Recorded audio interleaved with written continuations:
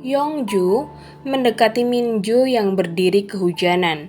Tindakan ini membuat Minju bingung dengan perasaan yang ia rasakan. Ia bertanya-tanya apakah ini perasaan Boom atau perasaannya sendiri. Namun, setelah merenung, Minju menyimpulkan bahwa tidak mungkin ia menyukai Yongju. Akhirnya, mereka berteduh bersama.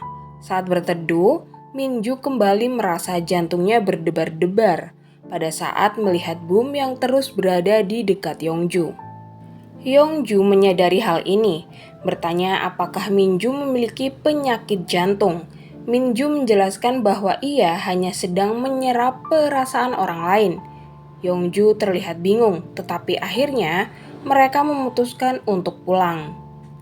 Keesokan harinya, Minju memotret kebunnya sebelum bergabung dengan Ibu Suk dan Ibu Yong untuk makan bersama. Sementara itu, Yongju yang sedang dalam perjalanan ke sana mencari tahu tentang konsep menyerap perasaan. Ia mengetahui bahwa orang yang memiliki kemampuan itu bisa merasakan emosi orang lain, tetapi kemampuan ini sering menguras energi mereka. Sesampainya di tempat itu, Yongju dan Boom ikut makan bersama. Minju kembali merasakan debaran jantung yang kuat saat melihat perhatian Boom kepada Yongju. Karena penasaran, Minju bertanya langsung kepada Boom, apakah ia menyukai Yongju. Namun, Boom hanya tertawa dan mengatakan itu mustahil. Ia mengaku memberikan perhatian kepada Yongju semata-mata karena ia menghormati Yongju sebagai seniornya. Mendengar itu, Minju merasa Boom bodoh karena tidak menyadari perasaannya sendiri. Di sisi lain, Yongju berbincang dengan Ibu Suk dan Ibu Yong. Ia mengetahui bahwa Ibu Minju adalah seorang fotografer yang meninggal saat Minju masih muda. Hal inilah yang membuat Minju menyukai dunia fotografi. Setelah makan, tim mereka mengadakan rapat untuk membahas bir yang akan dibuat. Namun suasana rapat tidak terfokus dan sulit dikendalikan. Akhirnya, mereka sepakat untuk menciptakan bir baru dalam waktu 6 bulan dan memutuskan mengikuti lokakarya untuk menentukan konsep bir tersebut. Mempunyai tim yang tidak bisa diatur membuat Yongju merasa frustasi. Ia teringat masa kerjanya di cabang Busan, di mana ia hanya bekerja dengan atasannya. Melihat Yongju tampak tertekan, Minju menghampirinya dan berkata bahwa Yongju tidak perlu berpura-pura baik-baik saja. Namun, Yongju menegaskan bahwa ia baik-baik saja dan meminta Minju untuk tidak mencoba menebak-nebak perasaannya. Boom kemudian datang untuk menghibur Yongju. Yongju berterima kasih atas usahanya, tetapi momen itu membuat Minju memutuskan untuk pergi. Ia menemui Ibu Suk dan Ibu Yong yang langsung menyadari bahwa bos mereka merasa sedih tanpa Yongju. Mereka pun merancang sebuah rencana. Ketika Yongju hendak pulang setelah membeli minuman di tos serba, para pekerja dan kepala desa membawanya ke pub Bir Naro. Tempat Minju sudah menunggu. Di sana Yongju mulai berbincang dengan Minju, menceritakan masa lalunya. Ia mengungkapkan bahwa ia membenci kekalahan, terutama ketika orang lain melihatnya dengan tatapan kasihan. Baginya, hal itu membuatnya terlihat seperti pecundang. Sejak kecil, ia selalu melawan orang-orang yang menyakitinya, bahkan tersenyum di depan neneknya meskipun ia sedang tidak baik-baik saja. Ia tak ingin orang lain melihat kesedihannya.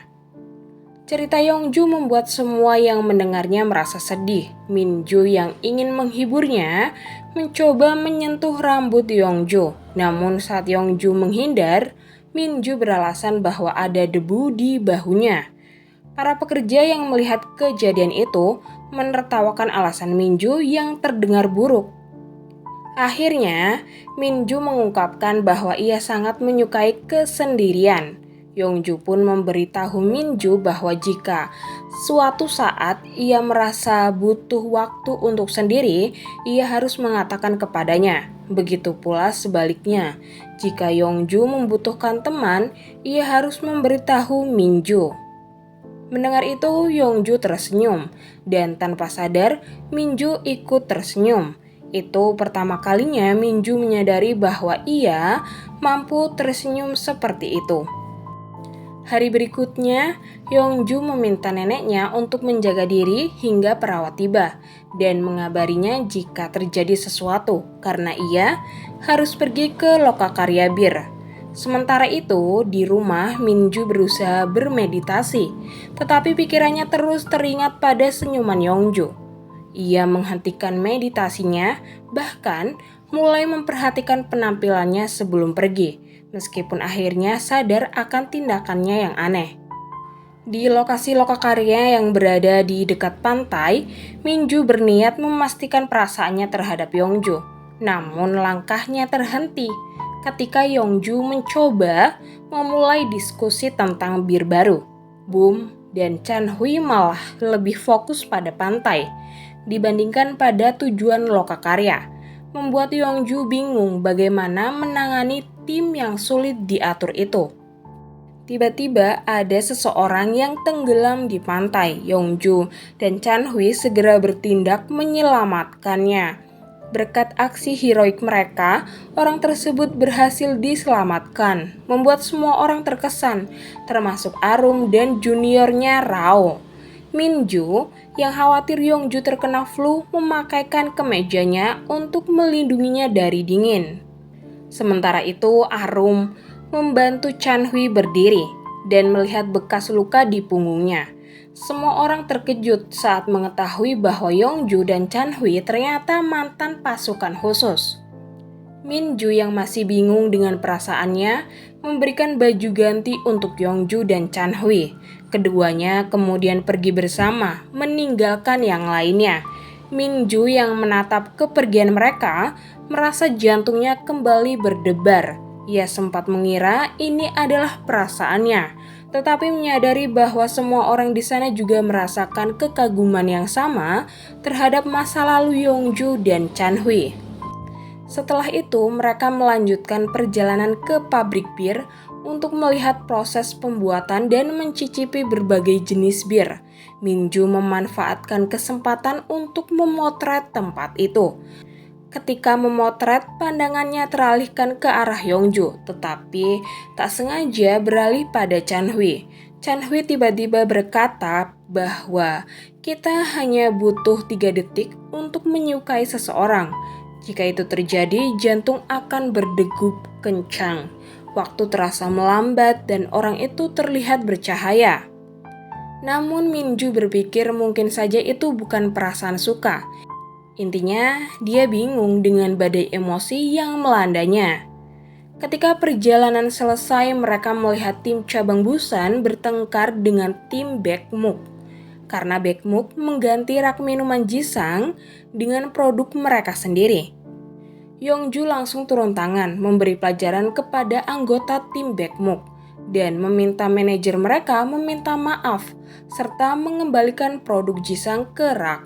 Setelah itu, Yongju menemui tim cabang Busan dan meminta mereka bersabar selama 6 bulan untuk menyelamatkan cabang mereka. Malam tiba, mereka menginap di penginapan. Yongju menyuruh yang lain masuk lebih dulu sementara ia menghubungi neneknya untuk memastikan keadaannya. Tidak lama Minju datang membawa plester untuk mengobati luka di tangan Yongju akibat insiden dengan tim Baekmuk. Meski Yongju menganggap lukanya kecil dan tak perlu dikhawatirkan, Minju tidak sependapat. Ia mengaku merasakan sakit yang sama karena mampu menyerap emosi Yongju. Kamu tak boleh terluka ataupun tergores sedikit pun, karena aku bisa kesakitan karenanya. Saat mengobati, Minju menyadari sesuatu. Ia melihat cahaya di sekitar Yongju, tanda bahwa dirinya benar-benar jatuh cinta pada wanita itu. Menyadari perasaannya adalah miliknya sendiri, bukan pengaruh dari orang lain, Minju panik dan mencoba menjauh, namun langkahnya terhenti ketika ia terpeleset dan Yongju menangkapnya, menariknya lebih dekat.